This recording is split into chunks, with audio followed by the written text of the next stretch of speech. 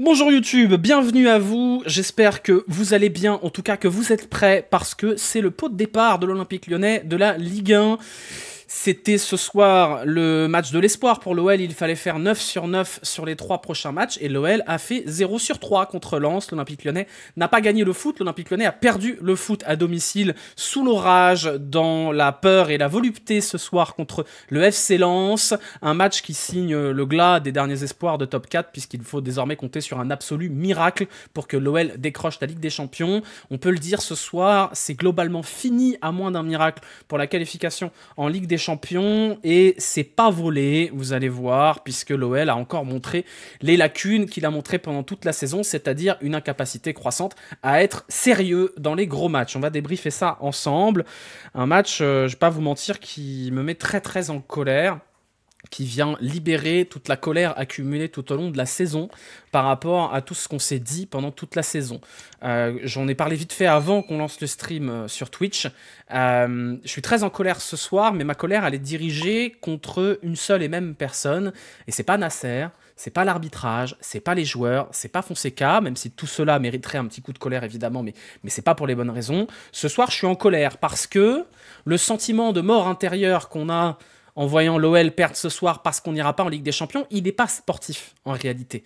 Il n'est pas sportif. Ce soir, on a la mort parce qu'on sait qu'une non-qualification en Ligue des Champions, ça veut dire une situation très compliquée cet été sur le plan financier, alors qu'en réalité, c'est très bien l'Europa League. Moi, j'aime bien l'OL en Europa League. Limite, je préfère. Sauf que ce club, depuis des années, et ça date d'avant Textor, même si Textor a amplifié ça, puisque avant c'était une question de train de vie, maintenant c'est une question de survie, nous a habitués à nous soucier des soucis financiers de ce club avant de nous soucier du sportif.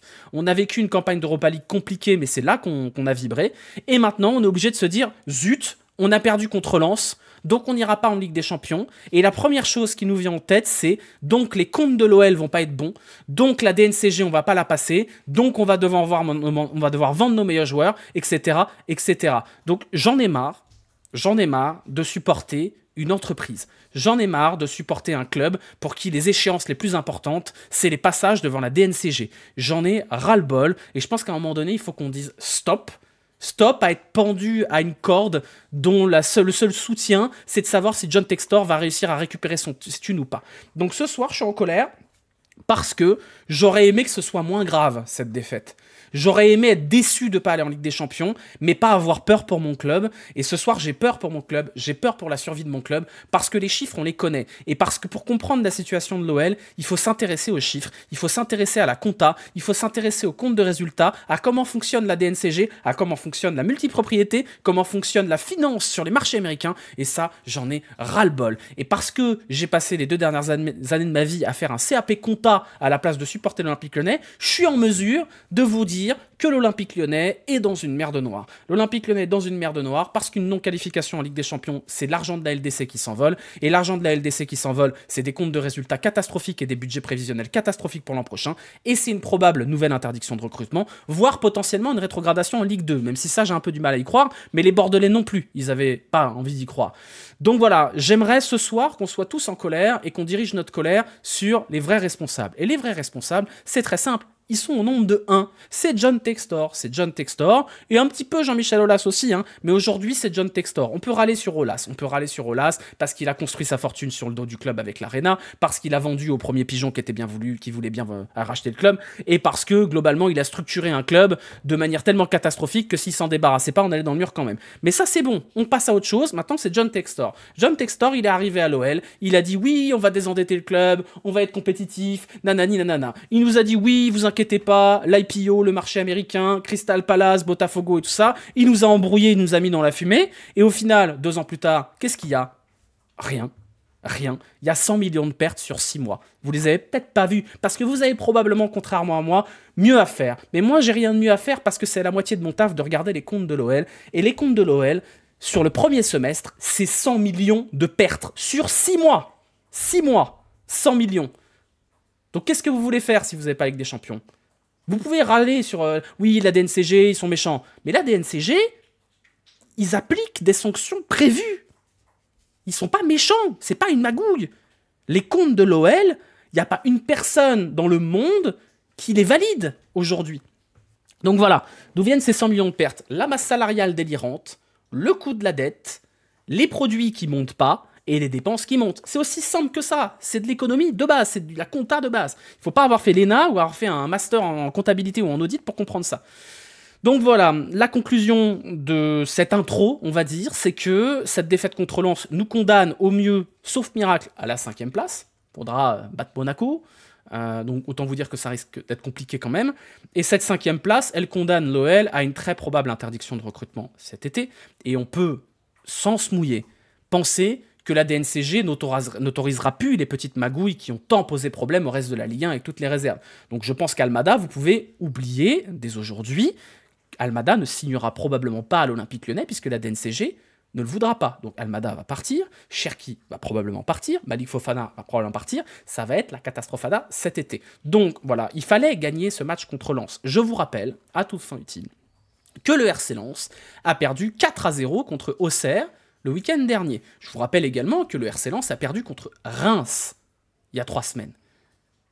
Le RC Lens arrive à Lyon, mais le bus, d'ailleurs bravo à eux de jouer fièrement leur vie, si toutes les équipes pouvaient faire comme ça quand elles ont rien à jouer, ce serait super. On va quand même pas se plaindre que toutes les équipes ne faussent pas le championnat. Bon après ils ont gagné du temps à partir de la 20e minute, on aurait dit qu'ils jouaient leur survie. Mais bon bref, ça c'est... ils ont raison après tout.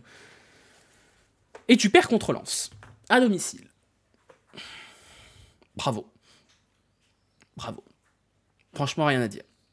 Alors oui, vous allez me dire, oui, mais il y a penalty. Ok, c'est pas un scandale, hein. C'est pas un scandale. Oui, à mon sens, il y a main, il y a penalty. Mais c'est pas non plus un énorme scandale. Faut être lucide là-dessus. On va pas crier au loup comme les Marseillais avec Cornelius sur le deuxième jaune. Mais, à un moment donné, c'est pas l'arbitre qui empêche les Lyonnais de frapper au but. C'est pas l'arbitre qui fait que les Lyonnais défendent à 10 mètres de Zaroury, comme le même but que Stassin. Alors c'est pas la même position, mais c'est la même situation où vous avez un attaquant qui avance et il n'y a pas un joueur à 10 mètres alentour. Bon, qu'est-ce qu'il fait? Il pose sa tente, il fait chauffer le barbecue, il allume ses merguez et il envoie une patate. Bah oui, on offre des coups francs aux joueurs à 30 mètres. On offre des coups francs. Parce que nous, on sait pas tirer de loin. Nous, nos mecs, ils tirent jamais de loin. Du coup, dans leur tête, bah les autres non plus, ils tirent pas de loin. Du coup, à 30 mètres, pas de pressing. Surtout pas, hein. Pas de problème. Ah forcément, ça fait but. Forcément, oh zut, comment se fait-il que l'Olympique Lyonnais prenne autant de bangers? Bah je sais pas, peut-être que les mecs montent pas à 25 mètres. Peut-être que si les mecs, ils ont un espace monumental devant eux à 25 mètres, ils vont se dire, bah pourquoi je tirerais pas? Peut-être, je ne sais pas. Hein. Voilà, je ne suis pas joueur de foot professionnel. Le cafouillage sur le corner. Oh, dis donc, c'est vraiment pas de chance. Un cafouillage défensif. Qu'aurait-on pu faire pour éviter ça? Bah je sais pas, par exemple les défenseurs centraux qui sont au marquage de quelqu'un, par exemple. Voilà, tu prends 2 buts ce soir, t'as un but sur cafouillage défensif. Ah, c'est vraiment pas de chance. Bizarrement, ça nous arrive jamais les cafouillages défensifs. Il y en a eu un, c'est le but de Matic, dans toute la saison. Et ensuite, c'est un but monumental d'un mec qui n'a jamais marqué. Ah, c'est vraiment pas de chance, dis donc. Vraiment, c'est vraiment fou quand même, hein. Les éléments qui sont contre l'OL. Ça aussi, ça doit être un complot, j'imagine. À un moment donné, quand t'es nul dans la surface adverse et nul dans ta surface, bah y a pas de secret. Et la vérité, c'est que cette équipe, elle sait sortir des ballons. Elle sait faire des petites passes jusqu'aux 30 mètres adverses. Ça, les petites combinaisons, il y a du monde. Il y a de la qualité individuelle. Cherki, Fofana, Almada, même si ce soir Cherki c'est pas bon. Ça, c'est sûr. Mais pour marquer, il faut un centre et une tête de Mikotadze. Vous allez me dire que c'est son jeu de tête le meilleur truc de Mikotadze? À ce moment-là, recrutons Ludovic Ajort ou Steve Mounier. Hein. Le seul but ce soir de l'OL, c'est une tête de Mikotadze. Pourquoi c'est pas un but dans le jeu? Pourquoi c'est pas une frappe alors qu'il y a eu 1000 ballons touchés dans la surface? À un moment donné, dommage Perry est naze. Bah, je suis désolé, mais pour le coup, Perry, là, il peut pas grand-chose sur les 2 buts. C'est pas un bon match. Effectivement, mais bon... Perry, à un moment donné, vous mettez un mec devant un lance-roquette, il peut pas faire grand-chose. Hein. Donc voilà, on peut parler de l'arbitrage. On peut dire, oui, Nanani, il y avait penalty, Stina, il est nul. Mais oui, de toute façon, ils sont tous nuls. Stina, il est nul. Benoît Millot, il est nul. Ils sont tous nuls. Et ils sont pas très gentils avec l'OL, c'est vrai. Mais une fois qu'on a dit ça, on peut passer tout le débrief à critiquer l'arbitrage, hein, si vous voulez. Je suis pas sûr que ça fasse avancer grand-chose. On a le droit de gagner des matchs où on est niqué par l'arbitrage. Toulouse a gagné contre Rennes en ayant un penalty non sifflé et un but accordé à l'adversaire qui n'aurait pas dû l'être. Ils ont gagné 2-1 ce week-end contre Rennes. Ils ont le droit, on a le droit de marquer des buts. Et d'ailleurs, méga surprise, comment a gagné Toulouse? C'est Aaron Denoum qui frappe de l'extérieur de la surface. Oh bah ils ont droit eux. Bah c'est marrant ça. Ils ont droit de tirer. Bah peut-être qu'il faut passer le message aux joueurs, j'en sais rien. Enfin bon. À un moment donné, c'est pareil, on me parle dans le chat là, du match aller contre Marseille. Le match aller contre Marseille. Oh bah dis donc, c'est bizarre. On a pris 3 buts venus d'ailleurs, venus de joueurs qui ne marquent jamais. Oh, bah dis donc, comment c'est possible ça? Bah je sais pas, peut-être qu'il faut regarder ce que fait la défense sur ces actions-là. Vraiment, c'est malencontreux quand même. Hein. Donc, 75 ballons touchés dans la surface adverse. Merci Nezixfun. 75 ballons touchés dans la surface adverse et tu marques même pas une fois du pied. Tu marques sur un centre de dehors de la surface. Moi, j'en peux plus de cette équipe. Je vous dis, j'en peux plus. J'en peux plus parce que elle nous piège. Elle nous leurre, cette équipe. Elle nous fait croire, parce qu'on a des petites vidéos sympas, que les mecs ont l'air cool, et tout ça, elle est attachante. Elle a des côtés attachants. Mais la vérité, c'est que c'est des mauvais joueurs de football. On n'a pas d'attaquant qui est au niveau cette saison. On a une défense qui est catastrophique. Merci Moussa Niakhaté, il paraît qu'il est super utile pour le vestiaire. Alors je sais pas, mais il me semble que dans le contrat d'un joueur de foot, la meilleure qualité, c'est pas de mettre Damso sur l'enceinte JBL dans le vestiaire. Hein. Moussa Niakhaté, c'est une catastrophe industrielle, je pense, et je suis désolé, je parle peut-être sur le coup de l'énervement, mais je pense sincèrement que Moussa Niakhaté est dans le top 3 des pires recrues de l'histoire de l'Olympique Lyonnais. 32 millions d'euros pour un mec qui, s'il jouait dans un club 14e de Ligue 1, on ne le remarquerait même pas. Moussa Niakhaté, il n'est pas meilleur que Marcelo, il n'est pas meilleur que Joachim Andersen, et je pense sincèrement qu'il n'est pas foncièrement meilleur que Bako Koné. 32 millions, vous vous rendez compte de ce que c'est 32 millions? C'est plus de 3 fois le prix de vente de Mamadou Sarr à Strasbourg, titulaire dans une équipe qui, elle, peut-être va jouer la Ligue des Champions. 3 fois le prix de Mamadou Sarr, qui a 21 ans. Moussa Niakhaté, il a 29 ans, il a zéro potentiel de revente. Qui c'est qui a décidé d'acheter Moussa Niakhaté?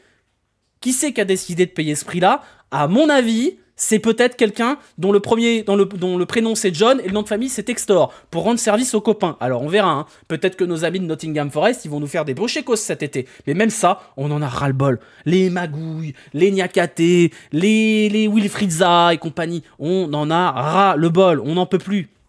Si vous voulez, on fait un truc, on met la colonne des plus avec Textor et la colonne des moins. Les plus, je peux vous les donner, hein. Les plus, c'est O'Brien. Bravo. Top. Super bon coup. Bravo. Génial. Maitland-Niles. Bien. Gratuit. Super. Voilà. Maintenant, on fait les moins. Niakhaté. Mangala. Nuama. Cher payé quand même, Nuama. Hein. Orban. Oui, Mata Perry. Mais Perry, c'est de la magouille. Je le compte pas. Jeffinho. Non, mais je parle. Voilà. Malik Fofana, c'est un plus. Malik Fofana, d'accord. Malik Fofana, ok. Il faudrait 1000 Malik Fofana, on est d'accord. Nuama, quand même, monté en puissance. Mais Nuama, il n'y a pas de satisfaction à en tirer de Nuama. Il a été payé 25 millions. Encore heureux qu'à un moment donné, il monte en puissance. 25 millions, vous vous rendez compte de ce que ça fait, 25 millions? Vous vous rendez compte? 25 millions, ça fait 3 Eden Zegrova. 25 millions, ça fait 10 Bafodé Diakité. 25 millions, les gars. Et vous dites, oui, mais Nuama, il est plus très nul. Il est plutôt presque pas mal. Alors c'est pas mal, c'est une bonne recrue. 25 millions. Wilfried Zaha, quand même. Jordan Verretou. Tanner Tessman, je l'aime bien. 170 000 € mensuels. Tanner Tessman. Skelly Apero. Amin Sarr. Ah non, Amin Sarr c'est avant, pardon, excusez-moi. Amin Sarr c'est avant. Avoir viré Pierre Sage pour ça. Non mais voilà, maintenant on peut ouvrir... Oh, maintenant on va ouvrir le dossier Fonseca, si vous le voulez bien. Paolo Fonseca. Donc on vire Pierre Sage. Accessoirement, le licenciement de Pierre Sage, il va coûter entre 1 et 2 millions d'euros à l'OL. Hein. Juste Pierre Sage, je parle même pas de son staff. Donc on fait un choix. John Textor fait un choix. Il enlève Pierre Sage parce qu'il a un mauvais mois et que la dynamique est mauvaise. Ok. Donc tu licencies Pierre Sage. Tu vas lui payer une patate, 2 patates, on sait pas. C'est en négociation. C'est pour ça que Pierre Sage ne parle pas dans la presse. Tu ramènes Paolo Fonseca et son staff. Paolo Fonseca, c'est un salaire entre 300 et 400K mensuels. Grosso modo. Hein. Donc ça coûte cher, hein, Paolo Fonseca. Hein. D'ailleurs, la DNCG doit bien avoir les boules d'avoir pas pu interdire ça, je pense. Paolo Fonseca, le bilan aujourd'hui. Oui, on sort bien les ballons. Top. Les relances, elles sont top. Oui, on fait plein de passes. On a plein de possessions. Super. Ça sort mieux le ballon que sous Pierre Sage. C'est vrai. Maintenant, les matchs clés, les vrais gros matchs clés, sous Fonseca, contre pas l'OM, il venait d'arriver, on oublie, pas de souci. Manchester United, tu le perds comme un grand. Tu le perds comme un grand parce que ton plan de base à United, il est catastrophique. Donc tu prends 2-0. Ensuite, un miracle, t'en mets 4. Incroyable. On peut dire que c'est grâce à Fonseca aussi.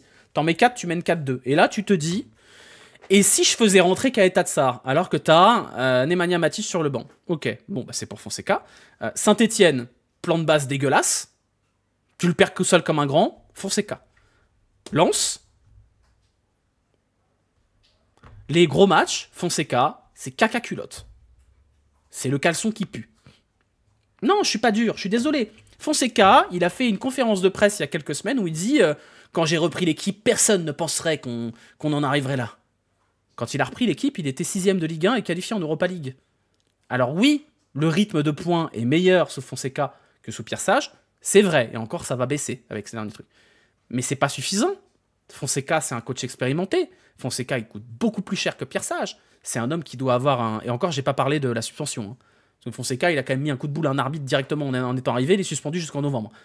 Ça, je suis désolé, faut quand même lui mettre sur le dos quand même. Donc ça, c'est un choix de Textor, encore une fois. C'est un choix de Textor d'avoir fait ce coup de poker à la intersaison, qui finalement ne sera absolument pas payant, puisque l'OL, au mieux, va passer de la 6ème à la 5ème place. À moins d'un miracle. Mais quand bien même il y a un miracle, ce sera parce qu'on a chaté parce que les autres sont nuls. Donc ce sera un miracle. Encore, on était en plein mercato pourri en janvier. Ouais, non, enfin...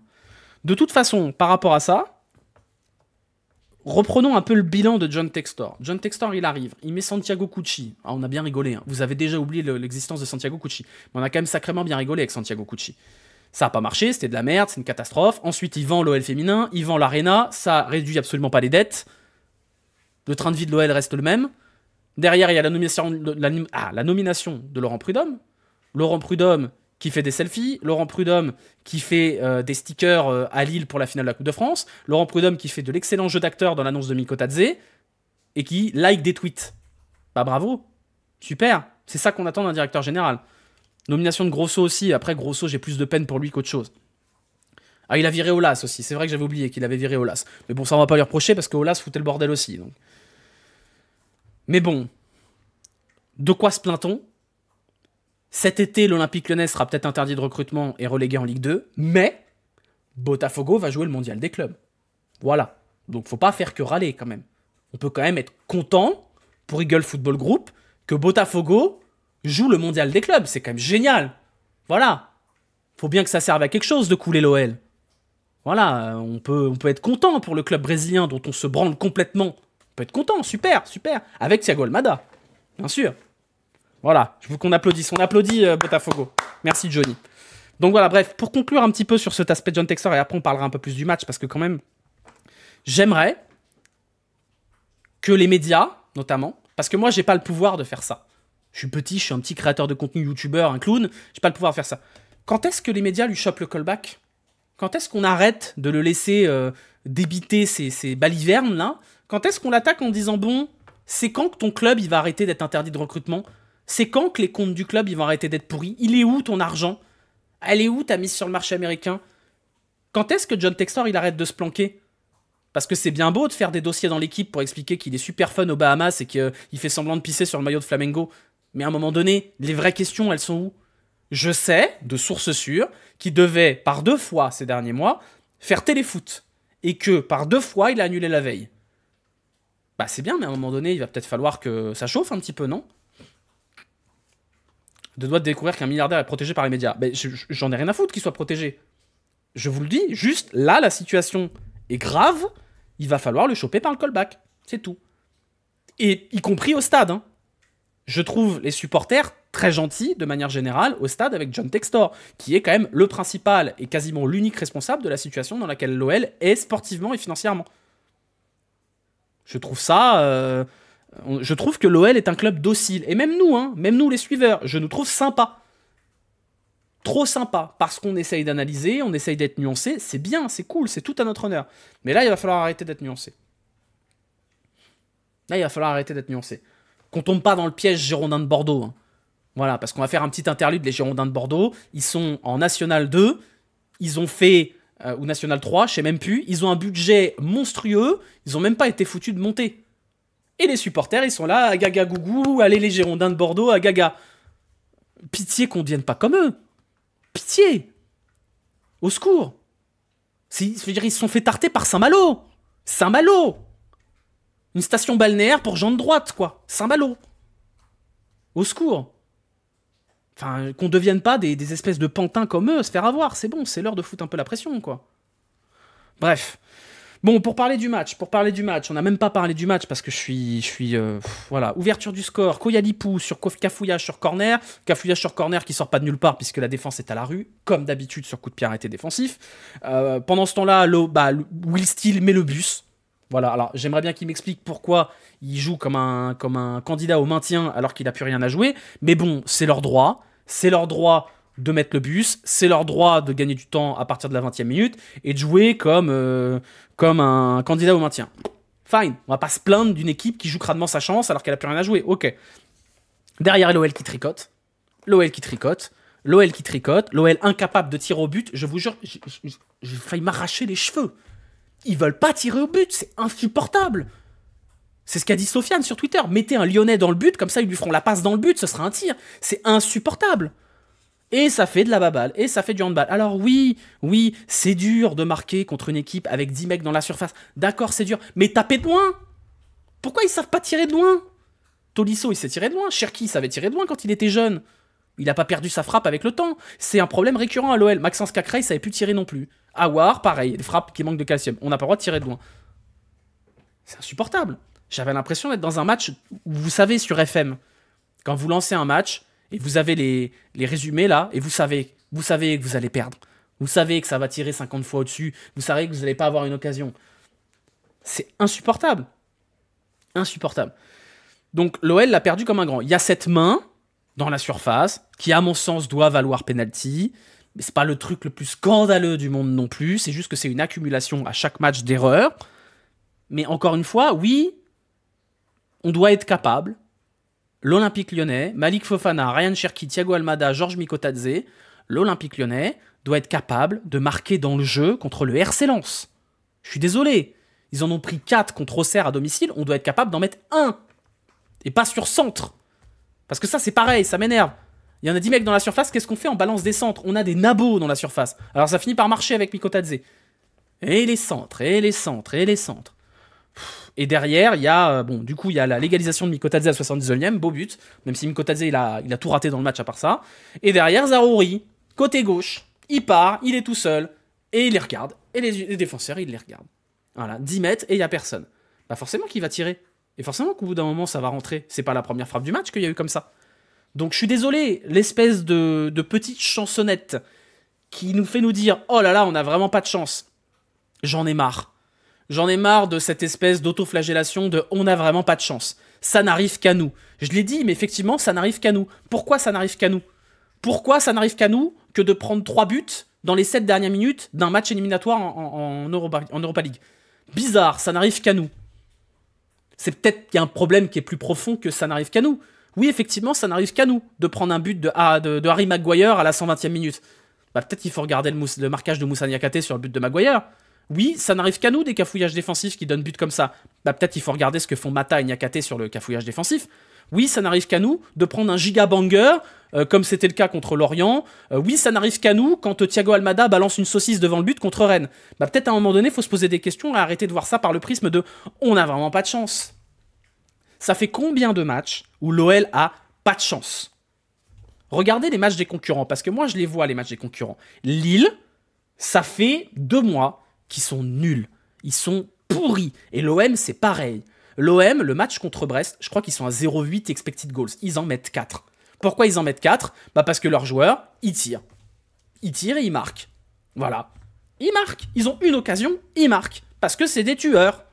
Parce qu'ils sont clutch dans les 2 surfaces. Quand ils ont des temps faibles et qu'ils sont nuls à chier, Lille, ça tient. Ça tient, ils savent défendre. Donc il n'y a pas de banger de 35 mètres. Non, nous, dès qu'il y a une occasion, il y a un but. Et on peut avoir 1000 occasions, on marque pas. Bah, le football, c'est simple. Hein. C'est beau de bien jouer au foot, de faire des belles sorties de balles, des beaux jeux en triangle, des petites talonnades de Cherki, des percussions de Malik Fofana. Waouh, super, il a éliminé un joueur. Super, on peut se branler là-dessus, il n'y a pas de souci. On est une équipe qui joue super bien au foot. Sauf que dans notre surface, on est à chier. On sait pas défendre. On a des défenseurs, c'est pas des défenseurs, c'est des plots. Et dans la surface adverse, on sait pas marquer. Simplement. C'est tout. C'est aussi simple que ça.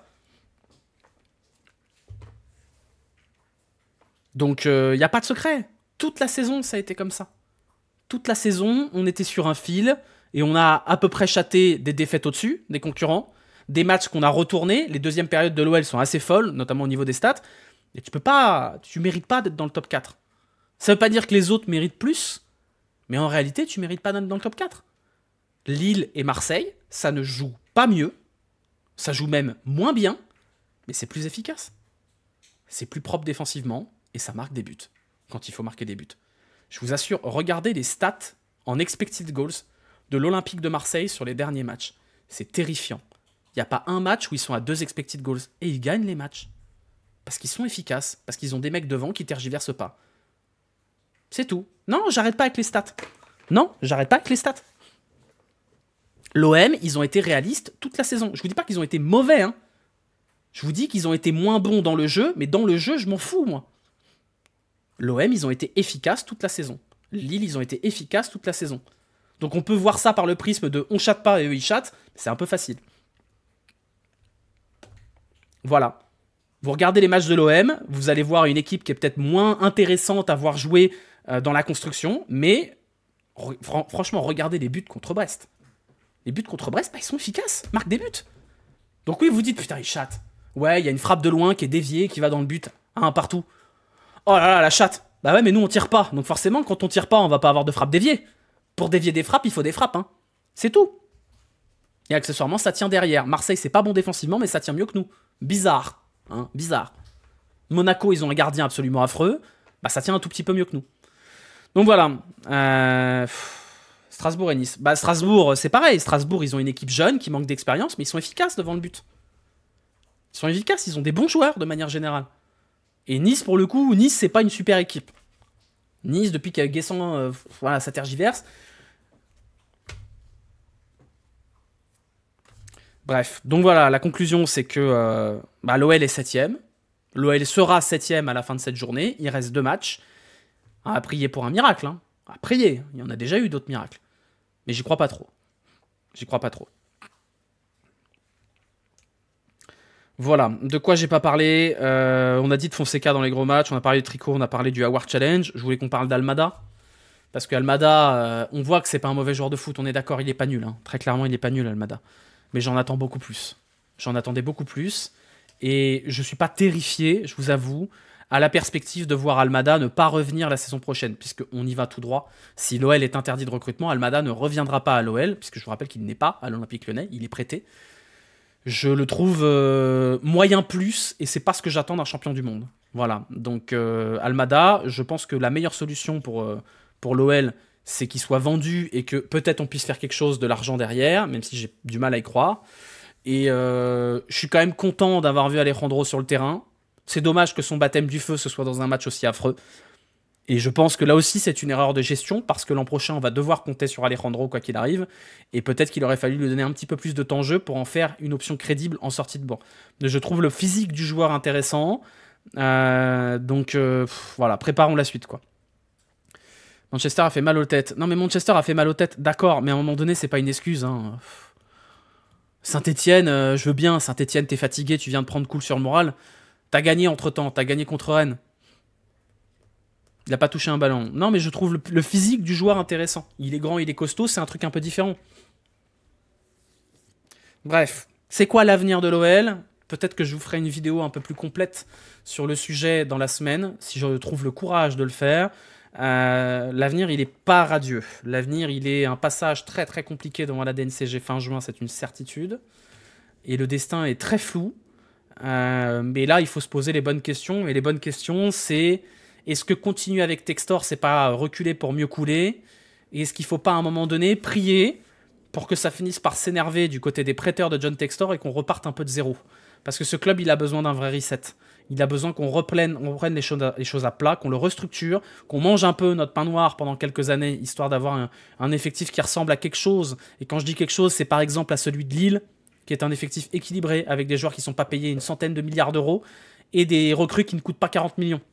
Il va falloir que ce club, comme le reste de la Ligue 1, parce qu'on est à l'aube d'un été qui va être très très très compliqué pour tous les clubs de Ligue 1, et si la situation de la Ligue 1 au global vous intéresse, et j'ai fait une vidéo hier sur le sujet pour vous expliquer ce qui attend la Ligue 1 par rapport à la crise des droits TV, c'est un grand reset qui s'annonce pour cet été. Il va falloir que tous les clubs se remettent en question sur leur manière de fonctionner et leur budget et leur plan, leur business plan de manière générale, mais alors l'OL encore plus. L'OL doit changer dans sa manière de recruter, dans sa manière de payer les joueurs, dans sa structure et dans ses ambitions. Il est l'heure. Sinon, on va au-devant de très grosses déconvenues. Voilà, Arès, c'est un fonds d'investissement. Arès, ce ne sont pas des sauveurs. Arès, ce sont des investisseurs et des financiers. Si jamais Arès reprend l'OL à John Textor, Arès va nettoyer l'OL. Faut que vous imaginiez l'OL, c'est ce que j'ai déjà expliqué dans le live d'hier. Si vous voulez un résumé très imagé de la situation de l'OL. Aujourd'hui, l'OL, c'est une voiture très cabossée qui fait de la fumée noire dans le pot d'échappement. Globalement, il y a l'embrayage qui grince, le frein qui marche à moitié. Et c'était déjà le cas au moment où John Textor a repris la voiture. Il a fait exhibit, il a dit je vais t'en faire une voiture, une machine de course, tu vas voir, ça va être incroyable. Il a rien fait, la voiture elle est encore complètement cabossée, elle a 300 000 km au compteur, et on fonce à fond, droit dans le mur. Arès, s'ils récupèrent la voiture, soit ils vont la désosser, soit ils vont la retaper. Mais quoi qu'il arrive, ça va prendre du temps. Quoi qu'il arrive, ça va prendre du temps. Et si jamais Arès récupère l'Olympique Lyonnais, ils vont vendre tous les joueurs qui ont une valeur marchande. Ils vont licencier à tour de bras au club. Ça va être une boucherie. Donc il n'y a pas de bonne solution pour l'OL. Quoi qu'il arrive, les prochaines années de l'OL, c'est la souffrance. À moins que John Textor réussisse à faire de la magie et trouver des gigantesques pigeons pour investir dans son projet. C'est possible, hein. C'est possible. J'y crois pas du tout, mais c'est possible. Et en vrai, ce serait peut-être pire, parce que si jamais il réussit à faire ça, il se débarrasse de Arès, et c'est pas dit que ça aille mieux derrière. Leur but, ça va juste être de faire du fric. Leur but, ça va être de recouper leurs pertes. Et recouper leurs pertes, ça veut dire redorer un peu le blason de l'actif financier olympique lyonnais. Et ça veut dire faire ce qu'a fait Lille, parce que Lille, après les années Lopez, c'était une catastrophe. Il y avait des dettes partout. Ils ont purifié le club de A à Z. Ils ont effacé les dettes. Ils ont restructuré un club qui fonctionne bien. C'est possible que Arès fasse ça. C'est pas sûr, hein. Mais ne souhaitez pas la venue d'Arès comme des sauveurs, parce que Arès ne va pas investir dans le club. Si Arès investit dans le club, c'est pour le sauver. Ils ne vont pas mettre d'argent. Ce n'est pas Frank McCourt, ce n'est pas un État souverain, et ce n'est pas des Saoudiens. Donc le problème de fond, c'est que notre fameux milliardaire John Textor n'a pas de thune. N'a pas de thune. Le talent de John Textor, c'est de trouver de la thune auprès des autres. Et encore, ça suffit pas. Voilà, on a terminé globalement ce débrief. On va faire les notes ensemble, si vous le voulez bien. Je vous rappelle que vous pouvez noter les joueurs, comme d'habitude. Le lien est dans le chat. Qu'est-ce qu'il est dur ce dimanche soir. Oh là là, qu'est-ce qu'il est dur. Les notes. Les notes. Lucas Perry. Bah, c'est un 4 bien tassé. Hein. Lucas Perry, 4. Hein. Pas grand-chose de plus à dire. Il y a un arrêt dans le match, c'est même peut-être un peu moins. Hein. C'est même 3,5 en vrai pour Perry, parce qu'il y a un arrêt dans le match, un banger encaissé et un corner où peut peut-être faire un peu mieux. Maitland Nice, paradoxalement et offensivement, c'était pas mal. Défensivement, ça va pas du tout. Il est principal coupable pour Zaroury. Il monte pas. Pas un bon match de Maitland Nice de manière générale. Mais c'est lui qui fait la passe D, si je dis pas de bêtises. J'ai pas vu. Non, c'est Mata qui l'a fait la passe D. On va mettre 4, mais c'est assez généreux dans l'absolu, je trouve. La défense centrale, Mata, je lui reproche quand même le cafouillage sur corner. Mata, je reproche le cafouillage sur corner. Pour le reste, il a été relativement rassurant et intéressant. Et il y a la passe D. Il y a la passe D quand même, donc on va mettre 4 à Mata. Niakate, j'en peux plus de Niakate. Il est trop nul. Je suis désolé, hein. D'habitude, j'essaye de pas avoir des avis péremptoires sur les joueurs et comme ça, parce que c'est des êtres humains, etc. Et j'ai mis de l'eau dans mon vin depuis quelques années par rapport à ça, parce qu'avant j'étais extrêmement dur, sur Twitter notamment. Mais Moussa Niakate, il est trop nul. Il est trop nul, c'est pas possible. Il y a encore une passe facile qui donne une contre-attaque. Et heureusement que Zaroury gâche la contre-attaque. Mais il est trop nul. C'est une catastrophe. Il me fait regretter quel état de ça. Il est tellement mauvais que quand il fait un match à peu près ok, on est là genre oh bah finalement il est pas si nul. 1. Tagliafico, ça va mais voilà, ça va quoi. 4. Matic ce soir, beaucoup de ballons perdus, mais c'est pas à lui que j'en veux le plus, très honnêtement. C'est pas à lui que j'en veux plus. Faut pas abuser. C'est le 1 du cœur, là, je vous le dis. Matic, ouais, un 4, bien tassé. Tolisso, très mauvais ce soir. Vraiment pas bon. On l'a encensé toute la saison, mais c'est encore la preuve que si Tolisso est pas à un niveau stratosphérique, cet Olympique Lyonnais, il est nul. Donc, ouais, 3. Cherki, c'est un match absolument désastreux. Y a rien dans le match de Cherki ce soir. Quand même 2 passes clés. Après, c'est bien les passes clés, mais quand t'as des mecs qui ont pas de pied devant, c'est compliqué. On va mettre 3. Thiago Almada, j'ai détesté son match. Vraiment, je l'ai trouvé affreux. Et c'est extrêmement insuffisant. Je vais mettre 2. Fofana, ça va. Peut-être le seul au niveau ce soir, Fofana. Il manque la finition, mais quand même, il est précieux sur le côté, Fofana. Il fout le bordel. C'est une terreur pour les défenseurs, Fofana. Ils sont obligés de se mettre à 2 là-dessus à chaque fois. Donc quand même, on va mettre 5 à Fofana. On va mettre 5. Et Mikotadze, heureusement qu'il y a le but, parce que le match, il est quand même dégueulasse de Mikotadze. Le match, il est absolument catastrophique de Mikotadze avant le but. Donc on va mettre 5, mais c'est très très très généreux. Et Maciel, je sais pas combien on met à Maciel. 3. 3 parce que c'est encore un match clé où il se foire. Je suis épuisé. Vous savez, j'ai juste envie que la saison elle se termine. Ça m'a presque fait du bien de parler d'autre chose dans la vidéo d'hier.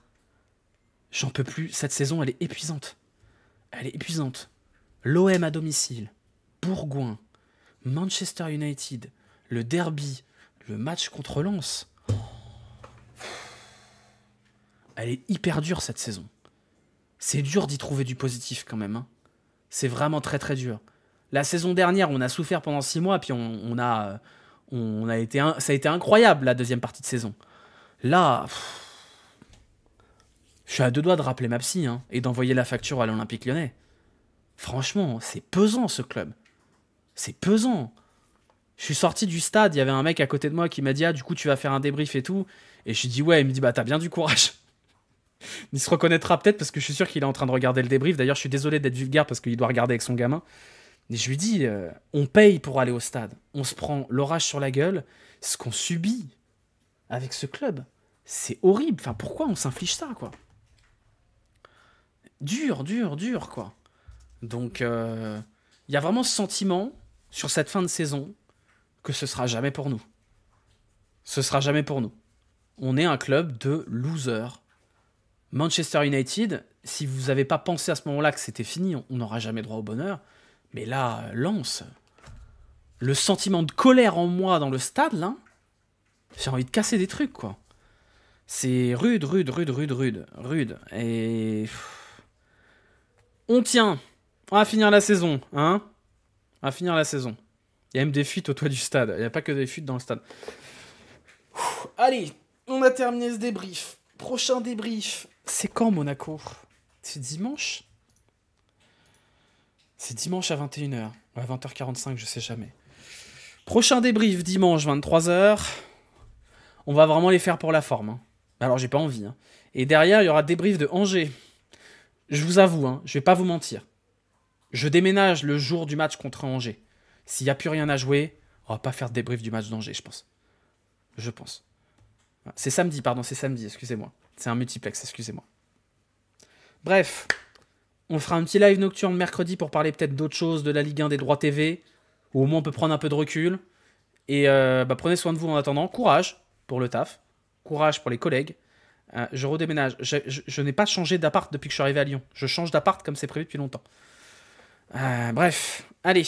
T'es ma safe space d'après-match, c'est gentil. Mais c'est... Là, à la fin de saison, je vais pas vous mentir, je la fais plus pour vous que pour moi, les débriefs. Je la fais parce que je sais que vous en avez besoin pour la plupart et que vous allez me le réclamer.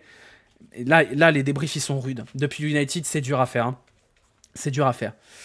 Allez, à bientôt, bisous. Moi, je vais regarder le reste du foot. Et on se retrouve dans la semaine pour un live nocturne ou sinon samedi soir pour le débrief de Monaco. Ciao, bisous, à bientôt.